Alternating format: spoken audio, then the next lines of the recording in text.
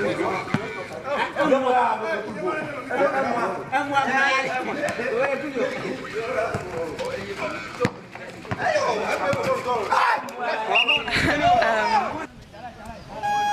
really used to actually playing football with men or with boys because when I was younger my brothers and their friends basically taught me how to play football, but it's a very different experience in Togo because in England if you play football as a hobby you just sort of play football sometimes, whereas here people go out and train every week, not officially but just with their friends, so everyone here is really good and it's pretty intimidating to play among them, especially as you don't really see very many girls, like you don't see mixed teams, so I'm the only girl and it's pretty scary but it's really good fun.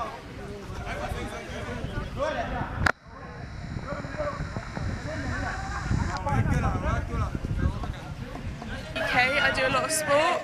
For my fundraising I actually ran a 10k run, so I've gotten very used to running and doing a lot of exercise, which was a bit of a surprise when I came to Lomé and realised there isn't much chance to do exercise because we sort of get motos and buses most of the places.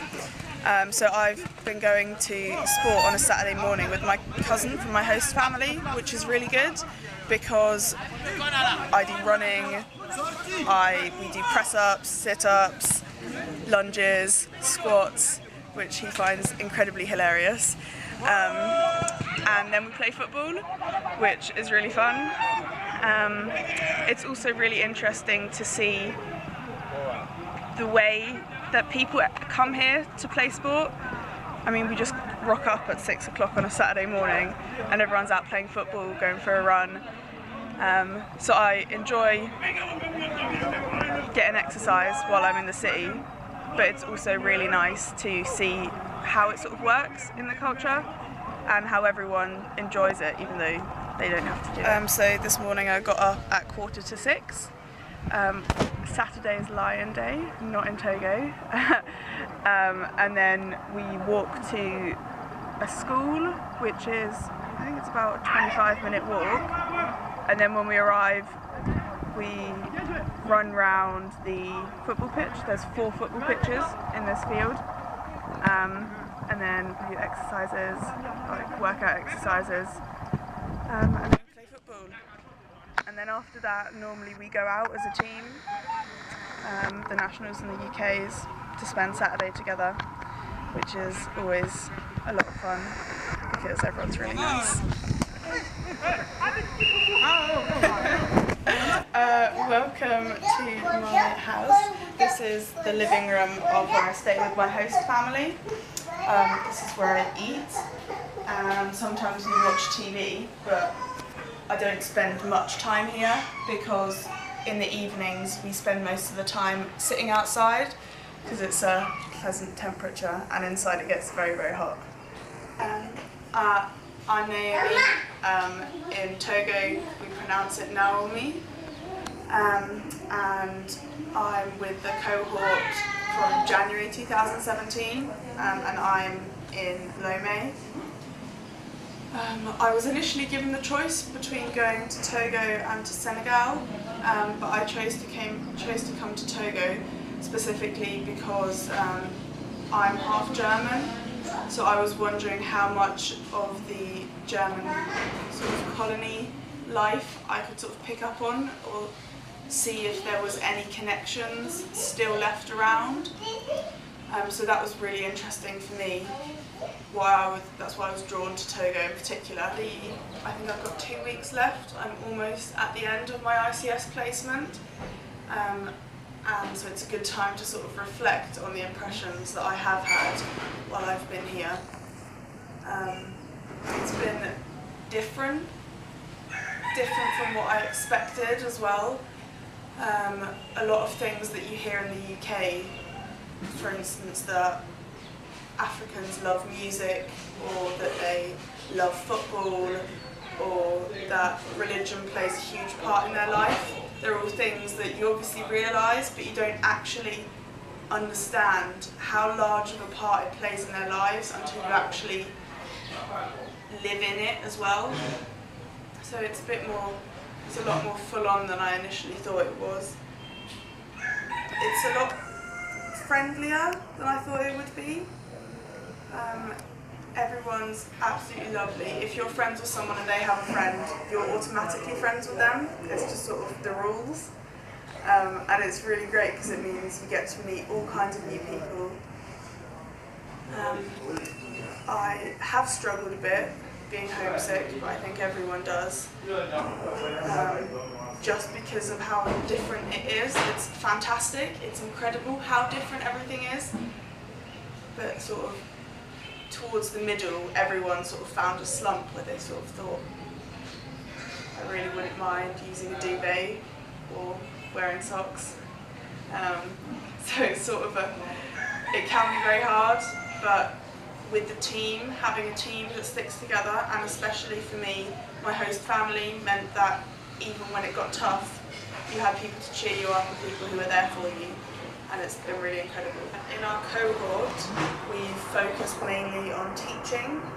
We've taught health and English, and we've also got completely new to the ICS program, or the ICS program in Togo, is we started teaching entrepreneurship, so teaching skills, practical skills like bag making, bracelet making, shampoo making. We teach business skills as well, specifically in apprentice centres, and that was something new for this cohort which we were trying out, but it's worked really well, so I assume it's going to be continued.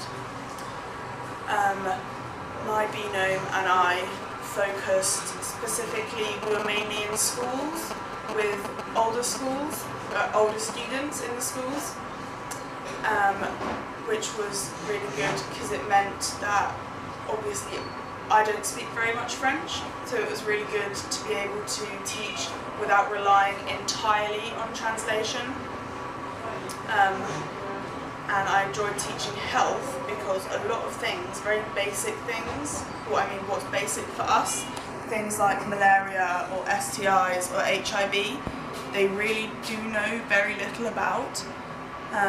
So it's been really interesting teaching that. But what most affected me was teaching in the civil prison, which is incredibly horrible actually, but it's also very inspiring how we teach these people who have been in prison for years and years without even ever having seen their judge or having received a court sentence or a trial at all, and they won't ever know how long they're going to be in there for, but yet they're still inspired to learn about English and health and conversational skills that they can use once they leave. And I particularly enjoyed the times where we went and there were no lessons, so the room where we taught English was occupied, so we sort of just spent time wandering around talking to the inmates, which was incredibly fascinating, because when you come into the civil prison, one of the prisoners described it to me as looking like a marketplace. It's a courtyard and they've got a tailor's office, they've got teaching areas, people sit around and do weaving, they make bracelets, they make flip-flops and bags which they can sell, but behind that it's a lot more horrible than it looks. They have to take it in turns to sleep because there aren't enough beds for everyone. Those that get money from the outside are able to pay the security guards to sleep. If you have family on the outside, they can bring you food, but if you don't have anyone to bring you food, you get one meal a day. And most of the people that I've spoken to have never actually been to court. Some people haven't even given a statement for their crime. And one guy in particular that I spoke to had been in there for 8 years for handling marijuana, and he hadn't been to court and he had no idea when he was ever going to leave, simply for the possession of an illegal drug, which I know might sound bad of me saying it, but the reality is he's in prison and he doesn't know if he will ever leave because he has no way of contacting his judge because he has no money and no people on the outside who will get involved for him. So it's very sad, but also coming face to face with that has sort of shown me a lot about what needs to be changed in the long term. Not something that ICS can do, but in general, the political situation in the country. Can I start? The ICS programme is incredibly valuable for Britain and even for the government itself, because of what it actually teaches the people that go. I know that in my experience, I wasn't actually doing what I thought I would be doing, and it took me a couple of weeks to realise that it was also had a lot to do with me learning rather than me helping. I mean, I'm untrained, and I was very upset that I wasn't doing work that required training. But after I'd come to terms with the fact that what I was doing was benefiting me and the people around me, it became incredibly enjoyable. And the fact that UK youth are showed the reality of Africa, essentially. I mean, I've experienced prison life, I've experienced family life, which has been incredibly beneficial for me. I've experienced working in partnership with one person who's essentially been assigned my best friend, and I've had to learn to work with them, even if it's hard on some days.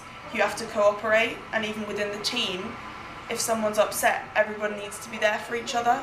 So I've learned a lot about myself and what I can do for other people by being in such a foreign country, in such a strange situation for me. So even if the work that you're doing may seem slightly upsetting to begin with, there are so many benefits of having to work the way that we do work, and in order to genuinely create global citizens, it's incredibly important to continue the ICS. Togo's mama. I've lived with her for almost 3 months now, which has been really nice. She doesn't speak very much English, and I don't speak very much French, so we've had to find a mutual grounds of communication, which has been really fun. But it also means I've improved my French a lot, and I can understand most of the things that are said to me some of the time. She's helped me learn how to wash my clothes, especially getting white things white again, because it's very hard to scrub dirt out of white clothes without cutting your fingers open. All the UKs have problems with getting very rashy fingers from washing their clothes. I also spend some of my time watching her cook and learning how to make African food, and I've just become a lot more receptive by having direct, regular communication with somebody who doesn't understand what I'm saying. So I'm going to wash some of my clothes, and to do that I normally use 3 buckets, but I could only find 2, so I'm just going to wash it and rinse it. Normally you put soap in the first 2, so you wash out the initial dirt and then clean it again properly, and then you rinse it out before hanging it up. And I use liquid soap, which my family actually makes, which is really funny. Sometimes in the evenings we make it in about 12 or 15 litres, and we get out a big pot and we make a lot of soap and then put them in the empty water bottles. So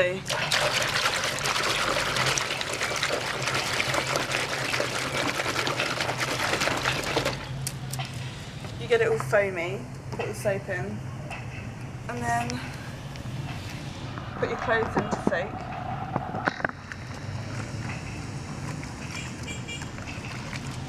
The bottom of the palm of your hand to scrub it. What a lot of UK people do is they use their fingers, and that ends up in your fingers bleeding because it's very rough on your fingers, especially because we use bleach, a kind of bleach, to clean the white stuff, so it can get very painful. But you want to use the palm of your hand and essentially just rub your clothes together against themselves.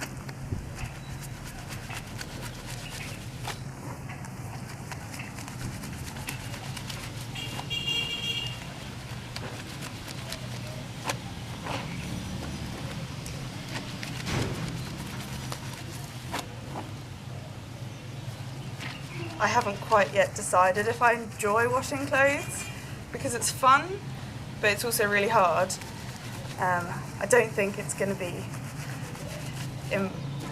get me to give up my washing machine in England, but I have a lot of fun doing it, and normally somebody comes and helps me from my guest family because I get on well with everybody, and because I help them with homework and other things, they all want to come and help me when I've got my clothes.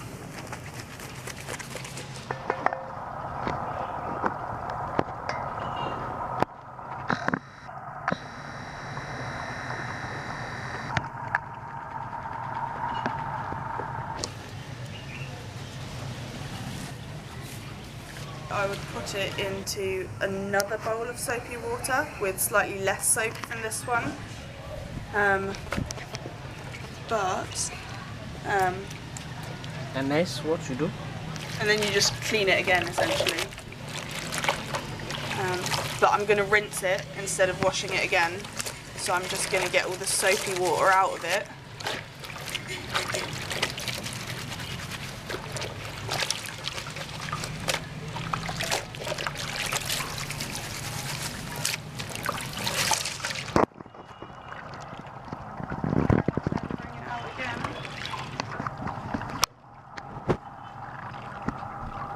You can hang it up to dry. This only took very short because it wasn't actually very dirty. Some things take quite a long time to wash, especially if they're white and you need to get them clean again.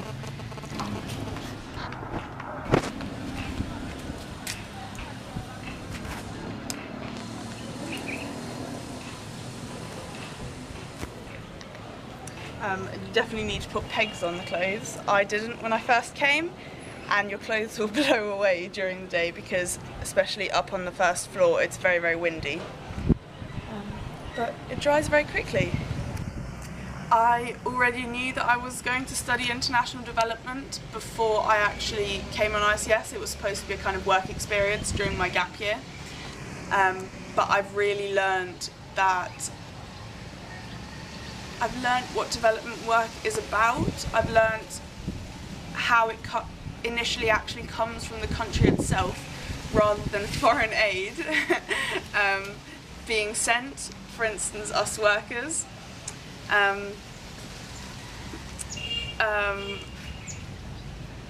It's changed how I see things. I'm no longer a believer in sort of development aid, just sending money to somewhere to help someone, but rather in the way that politics plays a role in how development needs to continue, and especially the personal skills I've learnt through ICS. For instance, how I work with other people, how I spend a lot of my time with other people, how I work cross-culturally with people who don't see things like I see them.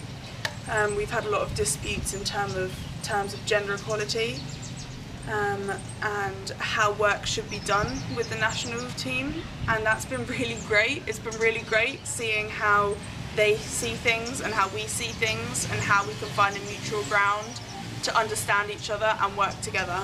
And I think ICS is an incredible thing for anyone to do, both in-country volunteers and UK volunteers. I mean, obviously it's a bigger step for a UK volunteer to fly all the way out here, but just the same, it's incredible for the national volunteers that I've spoken to about it. The skills that you learn that you will use later on in life, or even straight away in life, in jobs, in your friendships, in the workplace. You're always going to be able to use what you learned because you learn so many different things. ICS is definitely something that people should take part in, even though it is very sad. I think the saddest thing about it is the fact that we are only here for 3 months, and that during that time you can build genuine friendships and then have to leave them at the end. That's what makes me most sad. But the fact that I've been able to make these friendships is all down to the fact that I went on ICS and that it was really great. And I learnt so much about myself, about the people around me and the world.